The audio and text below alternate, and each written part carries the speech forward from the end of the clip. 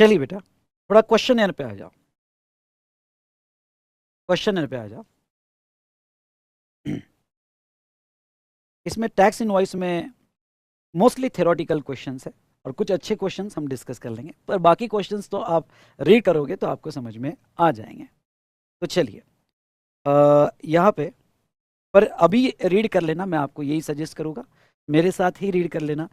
एक रीडिंग, पहली reading class के साथ ही खत्म कर देना। और स्पेशली बेटा ये आखिरी वाले टॉपिक मैं सबको हम्बल रिक्वेस्ट करूँगा, समझने में बहुत आसान है, प्रोसीजर है, लेकिन रिटेन करने के लिए आपको मेरे साथ एटलीस्ट एक बार पढ़ना पड़ेगा, तो फिर वो रिटेन हो गया। ओके ठीक है, चलिए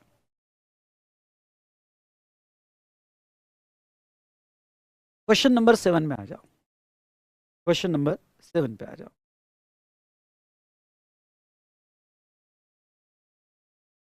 MBM caretaker, a registered person, provide the service of repairs and maintenance of electrical appliances on April 1, ठीक है, repairs and maintenance electrical appliances के वो सब cover. On April 1, it has entered into an annual maintenance contract. Annual maintenance contract में enter हुआ with P for its air conditioner and washing machine.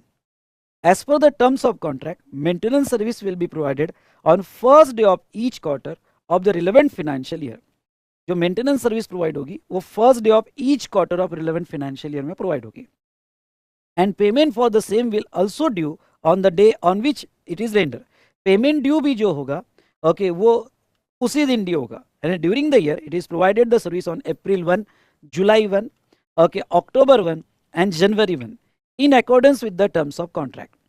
When should be MBM caretakers issue a invoice for the service render? अगर आप देखते हो तो ये annual maintenance contract है, और एनुअल मेंटेनेंस कॉन्ट्रैक्ट के केस में ओके कॉन्ट्रैक्ट 3 महीने से ज़्यादा है, अगर 3 महीने से ज़्यादा है तो ये contract continuous supply of service बोला जाएगा। आपको इमीडिएट क्लिक हो जाना चाहिए कि कॉन्ट्रैक्ट क्या है बेटा, contract continuous supply of service बोला जाएगा, क्योंकि कॉन्ट्रैक्ट का पीरियड 3 महीने से ज़्यादा है। तो आपको लिखते वक्त यहाँ पे प्रॉपर लिखना पड़ेगा, definition of continuous contract means supply of service on continuous or recurrent basis under a contract where period more than 3 months okay under periodical obligation, तो कंटिन्यूअस सप्लाई बोला जाएगा। उसके बाद में इनवॉइस सेक्शन याद आया तो ठीक, नहीं तो in case of continuous supply of service invoice कब इश्यू होता है, if due date of payment is fix in a contract then invoice shall be issued on or before the due date of payment. Yes ये continuous contract में due date of payment fix है और वो first day of every quarter है, मतलब April 1, July 1, October 1 और January 1। तो first day of every quarter होने की वजह से ओके ड्यू डेट फिक्स है, तो इनवॉइस कब इशू होना चाहिए, ओके तो पूछा गया है कि इनवॉइस कब इशू होना चाहिए, तो on or before due date आपका इनवॉइस इशू हो जाना चाहिए। ओके तो on or before due date आपका इनवॉइस इशू हो जाना चाहिए। तो हम आंसर वही देंगे कि ये कंटिन्यूअस सप्लाई ऑफ सर्विस है। ओके ड्यू डेट असर्टेनेबल है, अगर आपको याद होगा तो ड्यू डेट असर्टेनेबल है कंटिन्यूअस सप्लाई ऑफ सर्विस में। गुड्स के केस में सक्सेसिव स्टेटमेंट और पेमेंट था, और सर्विस के केस में 3 थे, due date ascertainable, due date not ascertainable और कंप्लीशन ऑफ इवेंट के बेस पर, अगर आपको याद होगा तो आपका invoice shall be issued quarterly basis on or before April 1, July 1, October 1 and January 1 बेटा। ठीक है चलिए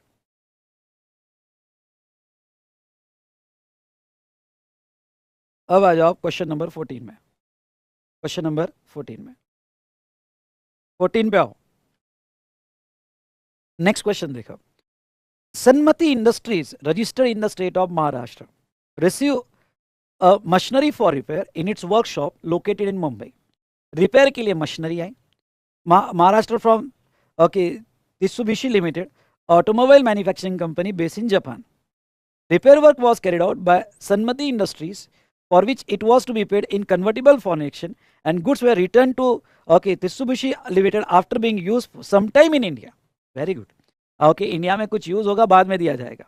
While raising the invoice for the said consideration, accountant of Sanmati Industries approaches you whether dynamic QR code is mandatorily required on the said invoice. क्या dynamic QR code invoice में चाहिए? You are required to advise him on the same. Note, Mitsubishi is not registered in India. Further, aggregate turnover of Sanmati Industries was rupees 550 crores in a preceding financial year.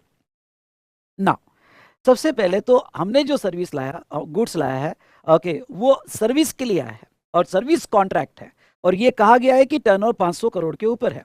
अगर आपको dynamic QR code की provision याद होगी, ये CA final RTP नवंबर 22 में है, अगर dynamic QR code की प्रोविजन याद होगी तो अगर आपका aggregate turnover preceding financial year में या करंट ईयर में 500 करोड़ से क्रॉस होता है, ओके, सिंस 2017-18, ओके, अगर किसी भी फाइनेंशियल ईयर में 500 करोड़ से ज़्यादा जाता है तो आपको डायनामिक क्यूआर कोड यूज़ करना पड़ता है, okay, even though transaction B2C, sorry, in case of transaction B2C। लेकिन अगर आपको याद होगा, बताओ याद है या नहीं है, अगर एक्सपोर्ट होगा, मतलब अगर आपका इनवॉइस एक्सपोर्ट में बन रहा है जिसमें पैसा कन्वर्टिबल फॉरेन एक्सचेंज में आ रहा है, तो ऐसे सिचुएशन में, ओके, जहां तक देखा जाए तो आपको क्या क्या कहा था मैंने, ओके, वो केस में डायनामिक क्यूआर कोड मैंडेटरी नहीं है। एक्सपोर्ट के केस में मैंने बताया था डायनामिक क्यूआर कोड मैंडेटरी नहीं है, ओके, क्यों? क्योंकि इवन दो आपका कस्टमर B2C में जा रहा होगा पर वो इंडिया के बाहर है, तो वहाँ डायनामिक क्यूआर कोड आपने नहीं भी बनाया तो भी चलेगा। कुछ याद आ रहा है आपको? ओके, और दूसरी बात, ओके, इसमें थोड़े, ओके, उन्होंने प्लेस ऑफ सप्लाई के भी कॉन्सेप्ट यूज किए गए। क्यों? क्योंकि ये एक्सपोर्ट है या नहीं है कैसे पता चलेगा? ओके, एक्सपोर्ट के केस में डायनामिक क्यूआर कोड नहीं है, तो थोड़ा मिक्स क्वेश्चन है। तो अगर आपको एक पार्टी इंडिया में है और एक पार्टी इंडिया के बाहर है तो सेक्शन 13 याद आना चाहिए, और सेक्शन 13 में सेक्शन 13(3) याद आना चाहिए। सेक्शन 13(3) क्या कहता है? सेक्शन 13(3) कहता है कि अगर कोई गुड्स फिजिकली इंडिया में आ रहा है for repair, okay, physically India में आ रहा है रिपेयर, और रिपेयर करने के बाद हम एज सच उसको वापस कर देते हैं, तो प्लेस ऑफ सप्लाई 13(2) से फिक्स होगा। लेकिन रिपेयर करने के बाद अगर एज सच हम उसको सप्लाई नहीं करते हैं, इंडिया में समटाइम यूज करते हैं, मतलब ये क्वेश्चन प्लेस ऑफ सप्लाई को ध्यान में रखते हुए बनाया गया, ओके, तो ऐसे केस में हम इंडिया में कुछ देर यूज करते हैं और बाद में बेचते हैं, तो फिर उसका प्लेस ऑफ सप्लाई 13(2) से फिक्स नहीं होगा, उसका प्लेस ऑफ सप्लाई 13(3) से ही फिक्स होगा, यानी प्लेस ऑफ परफॉर्मेंस। तो भाई साहब अब एक सवाल आ जाता है कि ये एक्सपोर्ट सर्विस है या नहीं है। इतना बढ़िया क्वेश्चन है, आपको बताओ, ओके, ये एक्सपोर्ट सर्विस है या नहीं है।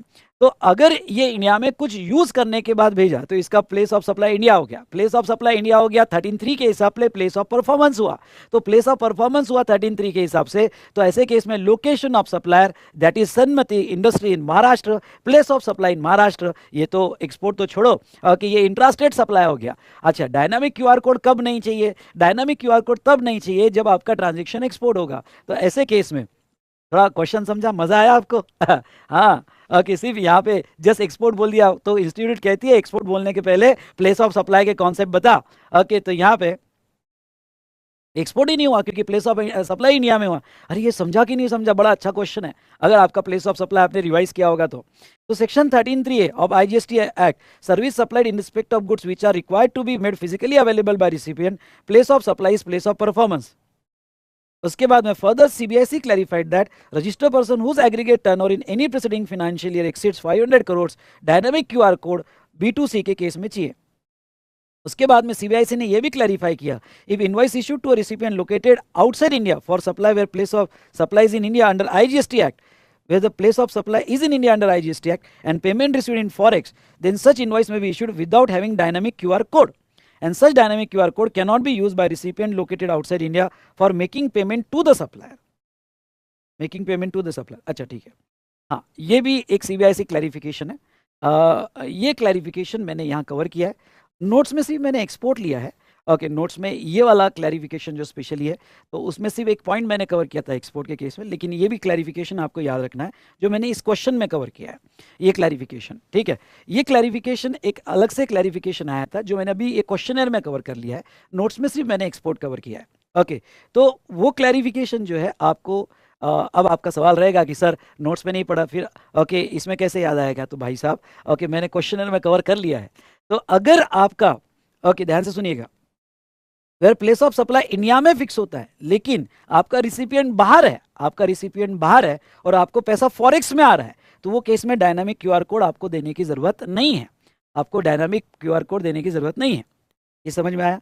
तो ऐसे केस में इवन दो आपका प्लेस ऑफ सप्लाई महाराष्ट्र है, ओके, लेकिन okay, it is not mandatorily required to on invoice to issue, okay, a dynamic QR code आपको देने की जरूरत नहीं है। ओके, तो ये पॉइंट, ये क्वेश्चन मैंने जानबूझ के लिया यहाँ पे कि आपका ये भी क्लैरिफिकेशन कवर हो जाए। और जहाँ तक है एक्सपोर्ट का भी, एक्सपोर्ट के केस में डायनामिक क्यूआर कोड तो नहीं चाहिए। ये केस में अगर एक्सपोर्ट नहीं होगा पर पैसा कन्वर्टिबल फॉरेन एक्सचेंज में आ रहा होगा तो वहाँ डायनामिक क्यूआर कोड देके फायदा क्या? क्योंकि डायनामिक क्यूआर कोड पेमेंट के लिए होता है, डायनामिक क्यूआर कोड पेमेंट के लिए होता है। तो ये एक अच्छा, ओके, क्वेश्चन है जो आपको पढ़ के जाना है, अच्छा क्वेश्चन है जो आपको पढ़ के जाना है, ठीक है। चलिए, नेक्स्ट क्वेश्चन, क्वेश्चन नंबर 15 पे आओ।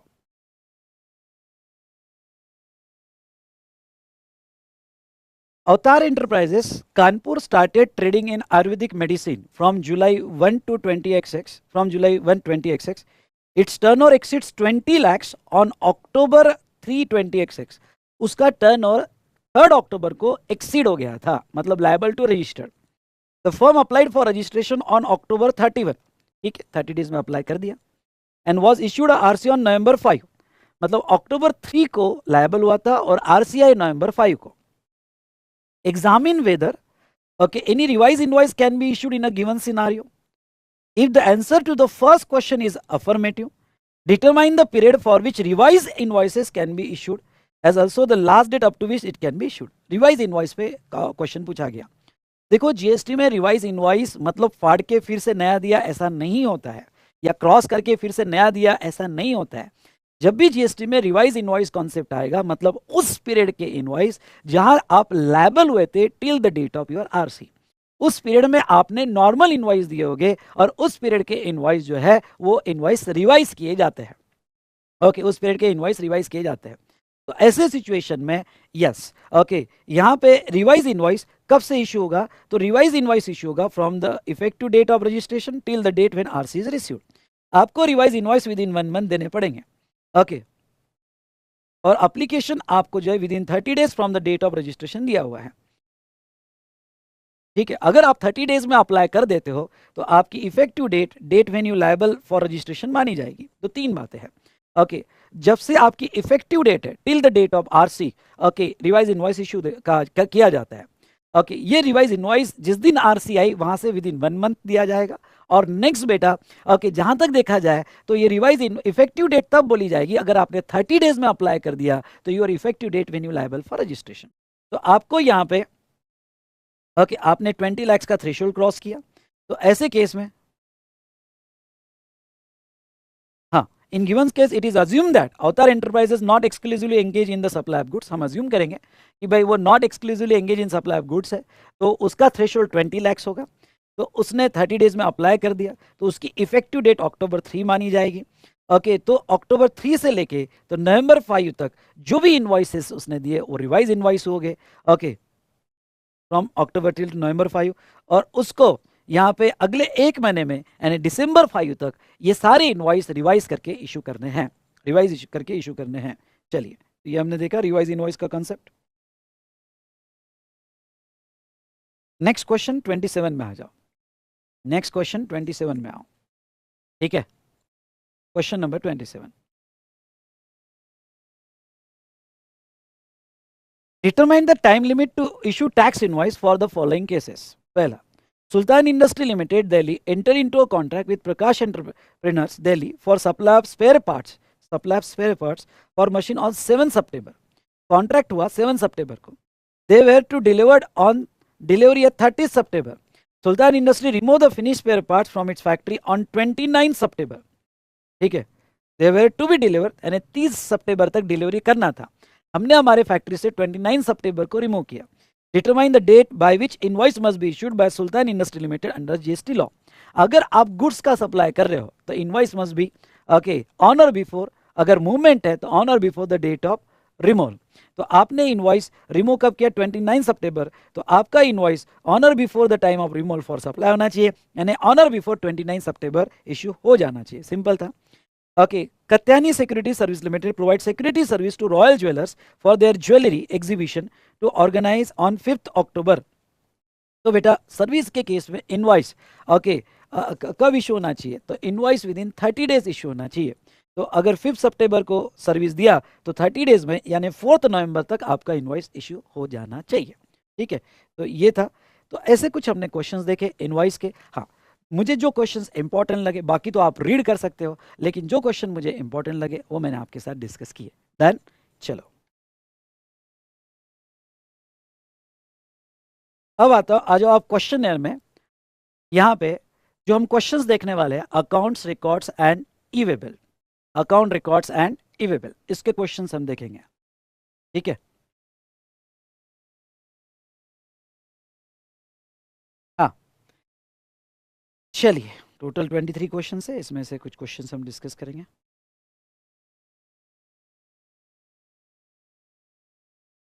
क्वेश्चन नंबर 2 में आना, क्वेश्चन नंबर 2 में आना।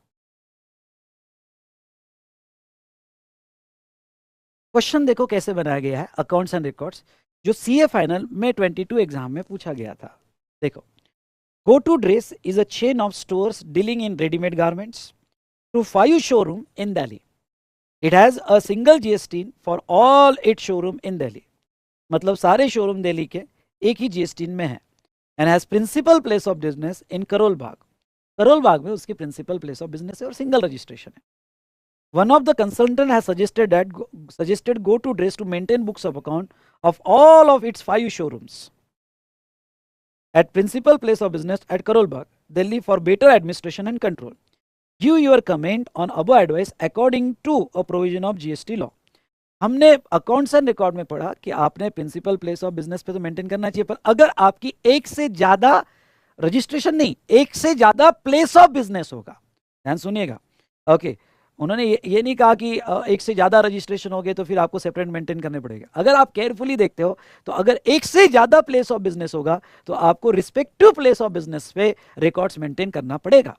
Okay, principal place of business पे तो कंसोलिडेटेड रिकॉर्ड आएगा ही, पर रिस्पेक्टिव प्लेस ऑफ बिजनेस पे रिकॉर्ड मेंटेन करना पड़ेगा, इवन दो उसका सिंगल रजिस्ट्रेशन है। बड़ा अच्छा क्वेश्चन था। ओके, तो यहाँ पे suggestion of consultant is not correct. Every registered person required to keep and maintain the books of account at his principal place of business, and if more than one place of business is specified in the certificate of registration, accounts relating to each place of business shall be kept okay at such place of business. Principal place of business पे तो maintain करना ही पड़ेगा, लेकिन respective place of business के records वहां maintain आपको करने पड़ेंगे। याद आया कुछ आपको? यस और नो बोलिए, यस और नो। ये एक अच्छा टेक्निकल क्वेश्चन था, क्योंकि स्टूडेंट इसमें कंफ्यूज हो जाते हैं कि भाई नहीं, अगर एक ही सिंगल रजिस्ट्रेशन है तो एक ही जगह रिकॉर्ड मेंटेन करना है, नहीं, इसलिए तो जानबूझ के क्वेश्चन पूछा है। आपको प्रिंसिपल प्लेस ऑफ बिजनेस पे तो मेंटेन करना ही है और रिस्पेक्टिव प्लेस ऑफ बिजनेस पे भी मेंटेन करना है। अरे समझा कि नहीं समझा, प्लीज बताओ।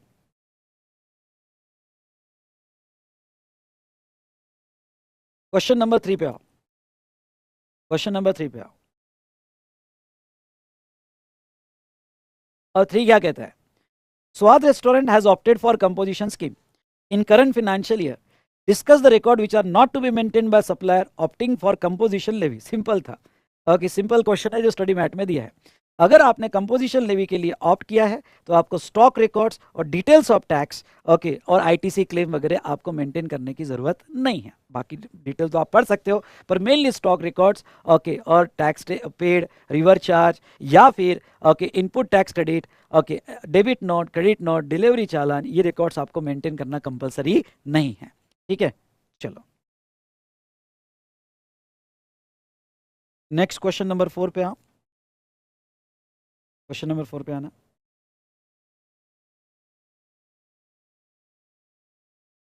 क्वेश्चन देखो कैसा बनाया गया स्टडी मटेरियल में।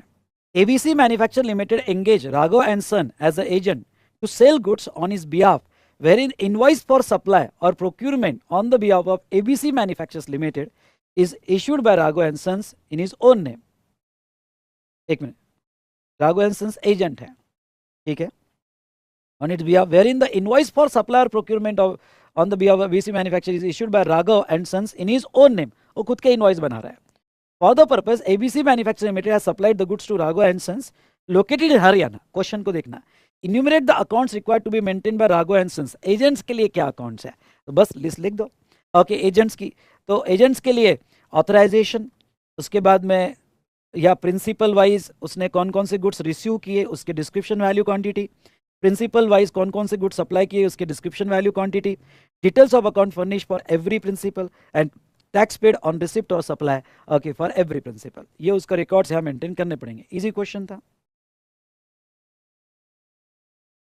नेक्स्ट क्वेश्चन नंबर 8 पे आओ, नेक्स्ट क्वेश्चन नंबर 8 पे आओ।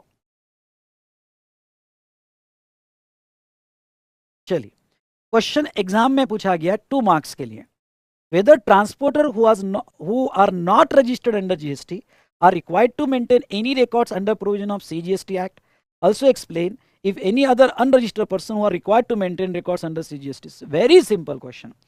जो ट्रांसपोर्टर अनरजिस्टर्ड है क्या उसका वही रिकॉर्ड मेंटेन करना पड़ेगा? हाँ, मेंटेन करना पड़ेगा। आपको याद होगा तो मैंने चार्ट में बताया था, उसको यूनिक एनरोलमेंट नंबर निकालना पड़ता है, उसको यूनिक एनरोलमेंट नंबर निकालना पड़ता है, and he has to maintain the records of goods transported, delivered, goods store in transit along with okay GST of the registered consignor and consignee for each of his branches।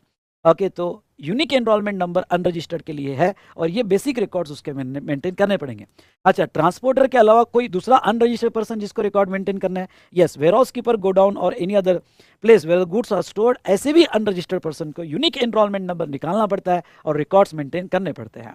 Okay तो ऐसे भी specific question आ सकते हैं।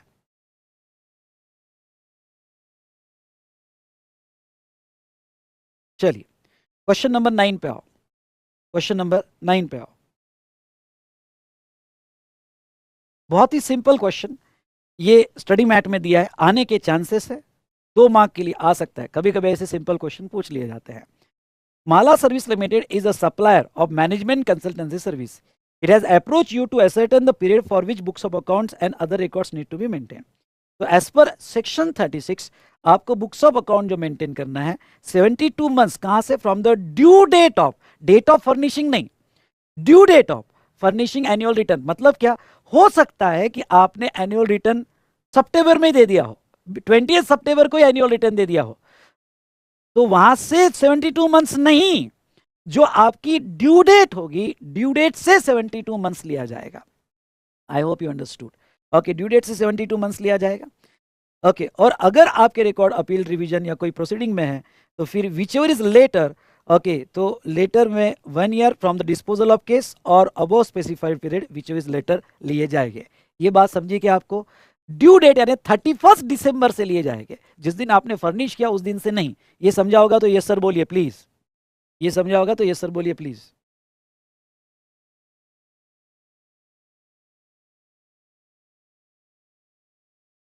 Now 11 number पे आओ। हाँ, e-way bill pay question है, 11 number पे आना, ईवे बिल पे क्वेश्चन है। Decide with reason whether e-way bill is required to be issued under CGST Act in the following independent cases. पहला, Square Limited, a registered in Andhra Pradesh, send a goods to job worker Cube and Company in Karnataka, which is also registered under GST. Karnataka में job worker को भेजा। Value of consignment is 45,000 including GST. ओहो, ये लो, value of consignment 50,000 including GST है, मतलब 50,000 से less है इंक्लूडिंग जीएसटी, मतलब 50,000 से कम है। अगर 50,000 से कम है तो ईवे बिल बनाने की जरूरत नहीं है। गलत, 2 केस में आपको ईवे बिल बनाने ही पड़ते हैं। बताओ कौन सी 2 केस जहां ईवे बिल बनाने ही पड़ते हैं? पहला केस अगर आपको याद होगा तो ईवे बिल जो आपको बनाना पड़ता है जॉब वर्क अगर इंटरस्टेट होगा, कुछ याद आया? अगर जॉब वर्क इंटरस्टेट होगा तो आपको ईवे बिल बनाना ही पड़ेगा। तो ये जॉब वर्क है, इंटरस्टेट है, इररिस्पेक्टिव ऑफ द वैल्यू। अरे नालायक को जवाब तो दो, याद आ रहा है कि नहीं याद आ रहा है? जवाब तो दो, रिवीजन चल रही है क्वेश्चन फॉर्म में। ओके कुछ तो बोलो, कोई 1-2 लोग ही बोल रहे नालायक कहीं के। ओके तो अब यहाँ पे इंटरस्टेट जॉब वर्क होगा तो ईवे बिल ही जरूरी है, कंपलसरी है, तो बनाना पड़ेगा, मैंडेटरीली बनाना पड़ेगा। और दूसरा देखो उन्होंने क्या पूछा। Mister Bhishma of Telangana started doing business of notified handicraft product as a casual taxable person, CTP. He got his first order 30,000 from Tamil Nadu, which he transport. He is not registered under GST since he has to threshold limit of 20 lakhs. हाँ ठीक है, okay अगर CTP होगा तो उसको 20 लाख का threshold मिलता है अगर वो हैंडीक्राफ्ट गुड्स होगा। ओके हैंडीक्राफ्ट गुड्स होगा, लेकिन ओके उसके पास पैन होना जरूरी है और उसको ईवे बिल मैंडेटरी है। ओके ईवे बिल मैंडेटरी है, हैंडीक्राफ्ट गुड्स होगा तो उसके केस में भी ईवे बिल मैंडेटरी है। ठीक है, चलो डन, समझ में आया? ओके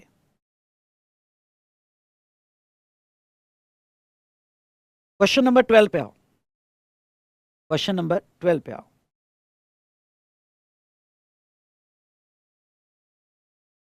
अब वो देखो ये एग्जाम में पूछा हुआ क्वेश्चन है, May 23 में, May 23 में पूछा हुआ क्वेश्चन है। ऐसे क्वेश्चन आया तो मार्क्स में छोड़ना।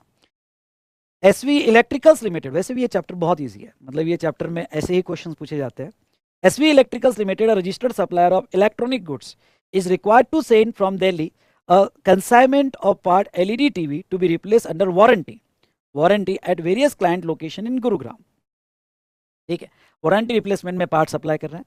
The value of consignment declared in a delivery challan accompanying the goods is 65,000। अब क्योंकि वारंटी में अगर गुड्स सप्लाई होता है तो कंसिडरेशन नहीं है, अगर कंसिडरेशन नहीं है तो सप्लाई नहीं है, तो वो केस में चालान बनती है। ओके, क्योंकि for supply consideration is needed, और हमने देखा था कि वारंटी में कंसिडरेशन नहीं होता है, इसलिए वो सप्लाई नहीं माना जाता है। Okay, 65,000. SV Electrical Limited claimed that since the movement of goods to Gurgaon, Haryana is caused due to reason other than supply, e-way bill is not mandatorily required to be generated in this case. भाई उस बंदे का कहना है कि भाई ये तो सप्लाई नहीं है। ओके, ई-वे बिल सिर्फ सप्लाई के केस में चाहिए, और मेरा सप्लाई नहीं है, इसलिए ई-वे बिल की कोई जरूरत नहीं है।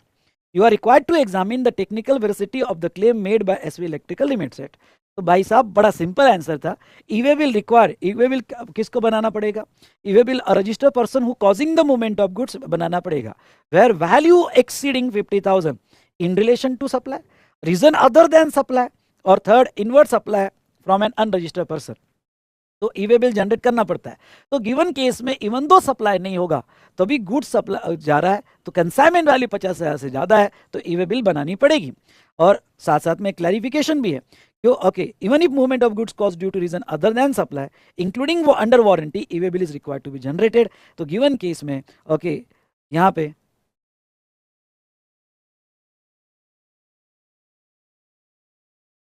E-way bill is required to mandatorily generated. Since the consignment value exceeds 50,000, e-way bill is required to be mandatorily generated. Therefore, the claim of SV Electrical Limited that e-way bill not mandatorily required is not correct. उसका claim सही नहीं है। समझा क्या? समझा होगा तो फटाफट क्वेश्चन नंबर टाइप करो। ओके, कुछ तो इंटरेक्ट करो। ओके, फटाफट क्वेश्चन नंबर टाइप करो। क्वेश्चन नंबर 14 पे आओ। क्वेश्चन नंबर 14 पे। अच्छा क्वेश्चन है,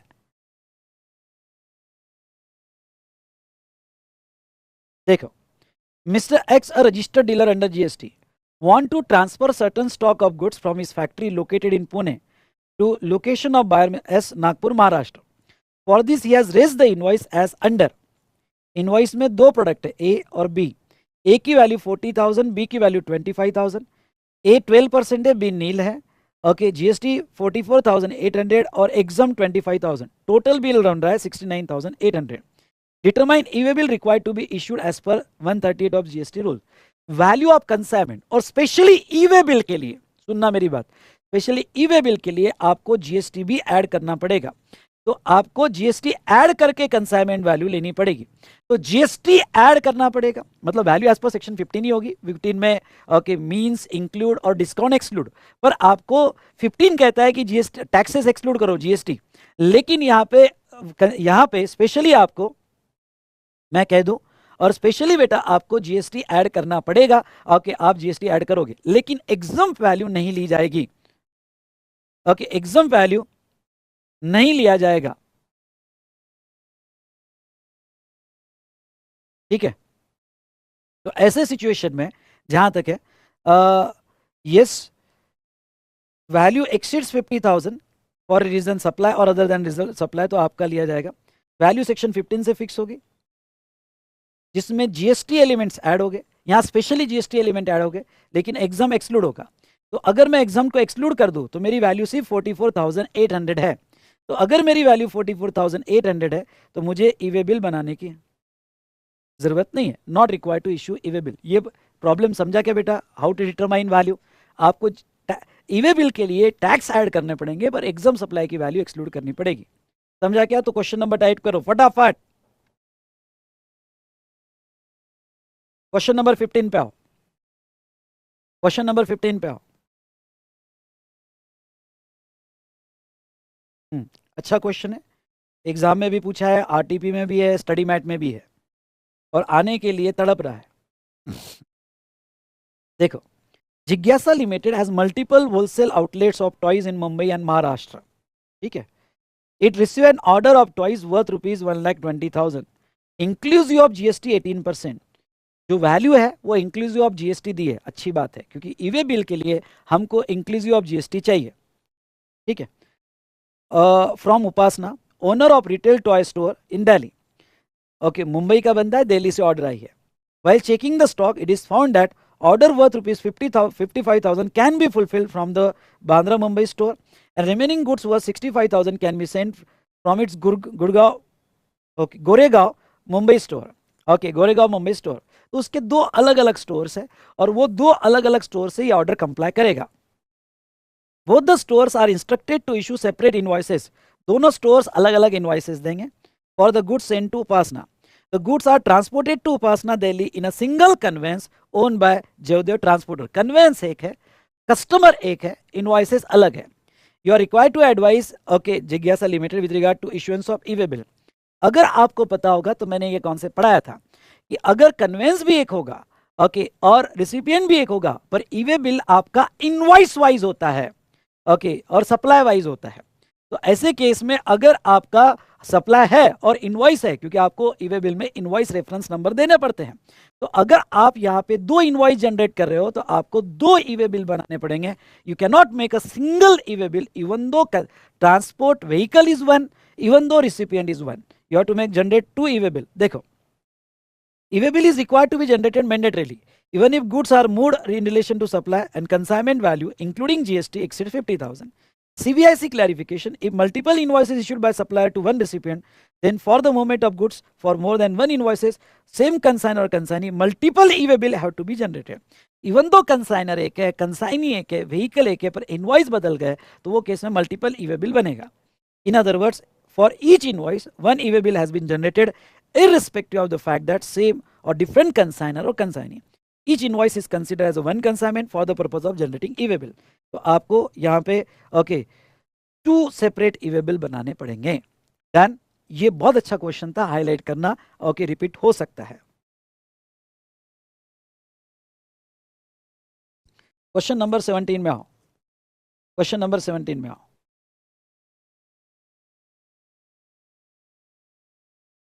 देखो मिस्टर शाह, ये भी अच्छा क्वेश्चन है, रिपीट हो सकता है ओके इंटर में पूछा पर फाइनल में भी आ सकता है।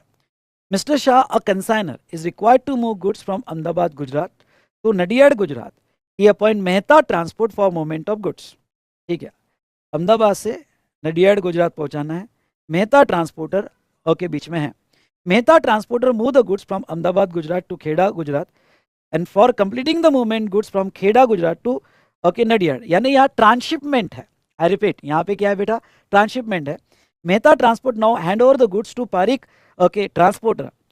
और मतलब क्या कि पहले अहमदाबाद टू खेड़ा तक लेके गया मेहता और फिर खेड़ा से नडियाड लेके गया Parikh transporter. Explain the procedure regarding e way bill to be followed by consignor and consignee as per the provision of GST law. मैं एक्सप्लेन कर देता हूँ लेकिन आप अच्छे से पढ़ना। अगर ट्रांसशिपमेंट होता है तो सबसे पहले तो पहला जब रिमोल होगा, यानी कहाँ से, तो गुजरात से खेड़ा, तो पहले रिमोल पे पार्ट ए की इंफॉर्मेशन जो है either okay consignor who sending the goods या ट्रांसपोर्टर कंप्लीट करेगा if appointed by consignor.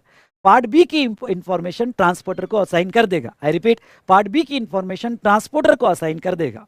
I hope you understood. ठीक है, अब नेक्स्ट जब वो खेड़ा पहुंचेगा तो खेड़ा में अगेन यहाँ पे पार्ट ए की इंफॉर्मेशन वही कंटिन्यू रहेगी जो कंसाइनर ने दी है, लेकिन पार्ट बी की इंफॉर्मेशन पारिक ट्रांसपोर्टर अपडेट कर देगा। पार्ट बी की इंफॉर्मेशन जो है पारिक ट्रांसपोर्टर वो चेंज करेगा और ये इंफॉर्मेशन एक बार चेंज हो सकती है इन केस ऑफ ट्रांसशिपमेंट। तो वही स्टेप बाय स्टेप प्रोसेस अगर आप पढ़ोगे तो यहाँ दिया हुआ है, पर क्वेश्चन अच्छा है ओके पढ़ के जाना। क्वेश्चन अच्छा है, पढ़ के जाना। क्वेश्चन नंबर 23 में आओ, क्वेश्चन नंबर 23 में आओ। डन, चलिए। Siddhi toys manufacturer registered in Punjab sold electronic toys to retail seller in Gujarat at a value of rupees 48,000 excluding GST leviable at the rate 18%.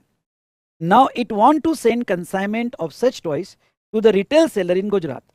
You are required to advise Siddhi toys manufacturer on the following issues. पहला, whether e-way bill mandatorily required to generate it in respect of the movement of goods. Okay अगर 48,000 है और वो excluding GST है तो 18% GST अगर आप उसमें ऐड कर देते हैं तो वैल्यू 50,000 के ऊपर जाती है। तो वैल्यू 50,000 के ऊपर जाती है तो आपको जो है यस ई-वे बिल बनाना पड़ेगा।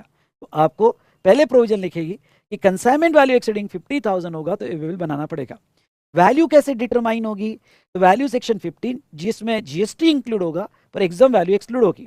तो अगर हम जीएसटी ऐड कर दे तो वैल्यू 56,640 आ रही है, वो 50,000 से ज्यादा जा रही है, उसे ई वे बिल बनाना पड़ेगा।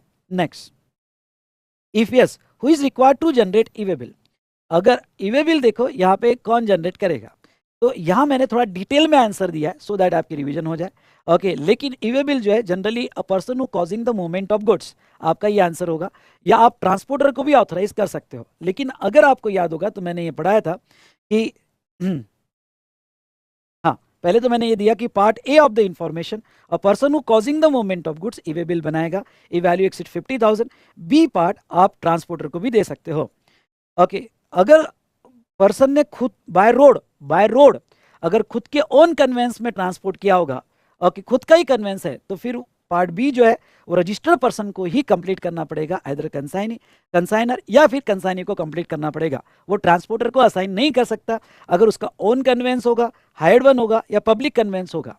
अगर रेलवे या एयर या वेसल से जा रहा होगा तो वो पार्ट बी की इंफॉर्मेशन बाद में भी कंप्लीट कर सकता है बिफोर गिविंग डिस्पैच। पहले पार्ट ए की इंफॉर्मेशन पर कंप्लीट करेगा और पार्ट बी की इंफॉर्मेशन बाद में भी कंप्लीट कर सकता है। Goods not transported by registered person but handed over to the transporter, अगर ट्रांसपोर्टर को हैंड ओवर किया तो पार्ट बी की इंफॉर्मेशन यहाँ पे ओके ट्रांसपोर्टर को कंप्लीट करनी पड़ेगी। थोड़ा ज्यादा ही डिटेल में, if e way bill not generated consignment value not exceeding 50,000, sorry consignment value exceeding 50,000, हाँ e way bill not generated and if consignment value not exceeding 50,000, तो ख्याल रहे ओके अगर यहाँ पे ये भी हमने कॉन्सेप्ट देखा था, ये पूरा रिवीजन हो जाएगा आपका। ओके ये भी हमने कॉन्सेप्ट देखा था कि अगर आपने पढ़ा होगा ई वे बिल, तो इसमें हमने देखा था कि कंसाइनमेंट वैल्यू आपकी 50,000 से नीचे है। अगर आपकी कंसाइनमेंट वैल्यू 50,000 से नीचे है और आपने ई वे बिल जनरेट नहीं किया है, लेकिन उस कन्वेंस में एग्रीगेट कंसाइनमेंट वैल्यू अगर 50,000 के ऊपर जारी होगी, तो फिर ट्रांसपोर्टर को ई वे बिल जनरेट करना पड़ता है। ओके और कंसोलिडेटेड ई वे बिल भी जनरेट करना पड़ता है। तो ये ख्याल रखना कि ओके आपने ई वे बिल नहीं जनरेट किया क्योंकि कंसाइनमेंट वैल्यू 50,000 से कम होगी, लेकिन जो ट्रक में गुड्स जा रहा है सारे कंसाइनमेंट मिला के वैल्यू 50,000 के ऊपर होगी, तो फिर ई वे बिल जनरेट करना पड़ता है। ओके तो ये सारे पैरामीटर्स मैंने वहां एक्सप्लेन किए। What will be the consequences for not issuance of E way bill, तो ये भी मैंने कहा अगर आपने ई वे बिल नहीं दिया तो सेक्शन 122 की पेनल्टी आ सकती है क्योंकि उसे कॉन्ट्रावेंशन माना जाएगा, और सेक्शन 129 की भी पेनल्टी यानी गुड्स लायबल टू डिटेंशन या सीजर भी हो सकते हैं, तो ये भी पेनल्टी आपके अगेंस्ट में आ सकती है। In this way we have seen the questions related to e way bill. Okay e way bill से रिलेटेड हमने क्वेश्चंस ओके सारे इंपॉर्टेंट क्वेश्चंस देखे, ठीक है।